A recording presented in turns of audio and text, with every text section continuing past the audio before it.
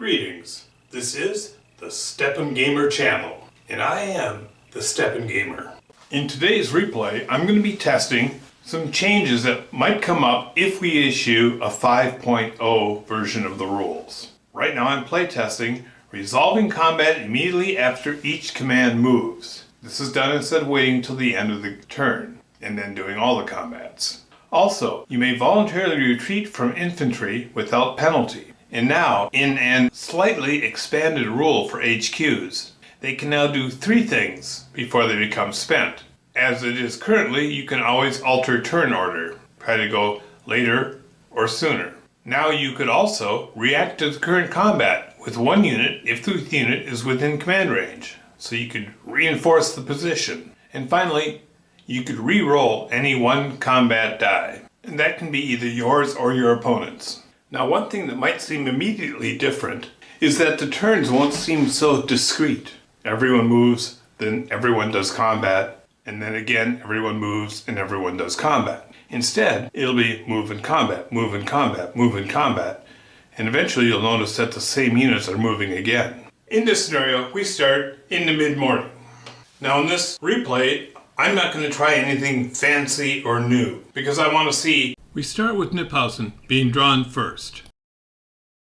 Next, the 3 colonial commands are drawn and they stay where they are. Now the last one drawn is Kniphausen. Remember, he's not really attacking, he's just demonstrating. He's supposed to show a commotion and lock the Continentals in place. That was before lunch. Now it's after lunch, and Howe and Cornwallis will arrive. I'm drawing Washington's commands, the various ones in his army, but I'm not really doing anything because nothing is, other than Kniphausen demonstrating, nothing's really happened. He's holding right where he is. So I've just drawn all the Continental commands. All that's left are the British commands, so the Continentals will not be able to react to what the British do. The first thing that happens is Kniphausen's artillery opens up on the Continentals it sees on the hill. That's 1 damage, disordering the Continental artillery. And then Cornwallis enters. Now they enter in column, but seeing as the enemy blocks are so close to where they enter, they immediately switch into line and attack. And now we resolve combat. The detachments, which I choose to label skirmishers at this stage, simply withdraw before combat and remain in good order. And now it's turn 5, and the afternoon wears on. Alright, first drawn is Green. Green's just going to hold right where he is. Second drawn is Sullivan. Sullivan is going to prepare a better defensive line. Third drawn is Kniphausen. Kniphausen's artillery continues to shell the Continental artillery, driving it off the hill. Next, Cornwallis is activated. Now, it's already turn 5, well into the afternoon. No more time for dilly-dallying, he charges the line. And now as we get ready to do all this combat, the first thing that happens is the skirmishers fall back. And they must fall back a third. And in fact, Stevens falls back. But Lord Stirling is in cover. British do 0 hits, the Continentals do 2 hits. A perfect storm. The lead British element under Grey falls back. And now it's dinner time. Cornwallis is drawn first, and he continues to press. Now this time it's going to work a little differently. The skirmishers are going to fall back to cover. Stirling is being flanked by cavalry. He can't retreat. He's stuck there. And he's flanked. These skirmishers continue to skirmish. Now it may seem like they're just running away every time, but what's actually happening is they're doing a fighting withdrawal, delaying the advance of these blocks that could advance much faster if there's nothing in front of them. Stephen has cover and he's going to hold. The 1 hit reduces Agnew to spent. The 2 hits force Stirling to retreat and in a spent condition. Here I switch the die. Stephen, the Continental, has cover, so the British, in this case Abercrombie, have a disadvantaged die. They both do 1 hit. Stephen's men are spent. Abercrombie is elite and they absorb that hit. Stevens elects to hold right there. They're going to go for another round. Now here Abercrombie has a 2 with a red circle around it. If I roll another white result, this becomes 3 hits. But you know what? Even at 2 hits, that destroys the Continentals. Stevens removed, but he did suffer a hit, and now he's spent. Sullivan and Washington are sending desperate messages to each other. Washington moves next. Washington moves Maxwell's long rifles onto Birmingham Hill. And he has Armstrong's Minutemen, the militia, in front. Their directions are when you see the enemy, fire a shot, and then get out of there. Washington pulls back the bags and the 2 militia, places his cavalry on his right flank, and has Knox bring his artillery up with the skirmishers. Washington has spent his time very busy. Next drawn is Sullivan.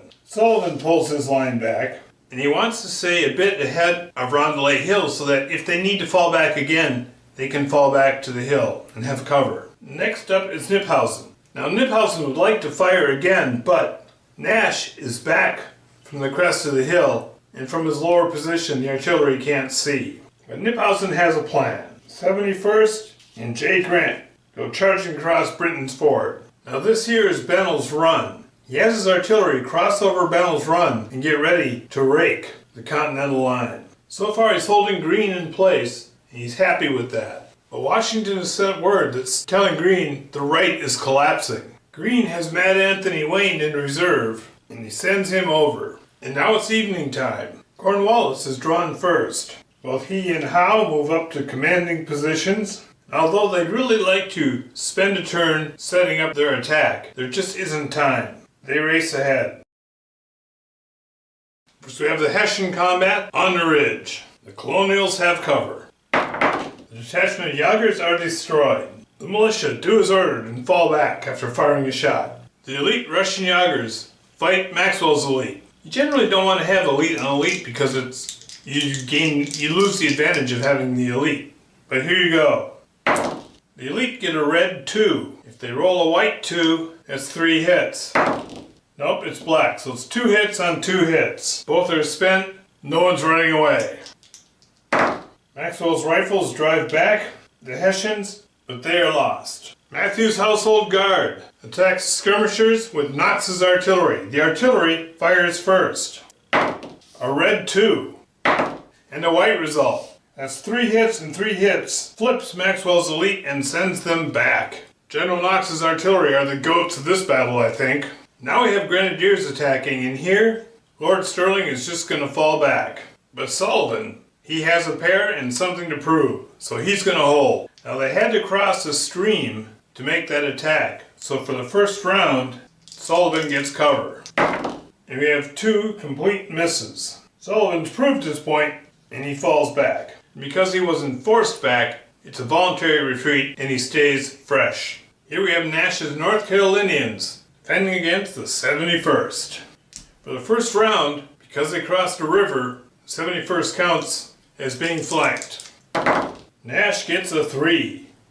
71st gets a 0. 71st is eliminated. J. Grant pushes. Now it's the second round. They're no longer considered flanked. But Nash he's uphill, he's got cover. So J. Grant uses a disadvantaged die.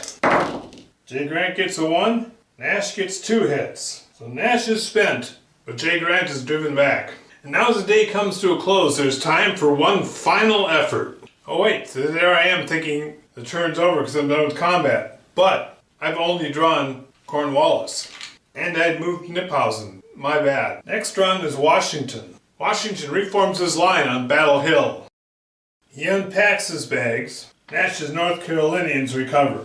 Next, Kniphausen is drawn, and he has his artillery rake Sullivan's men. They get a 1.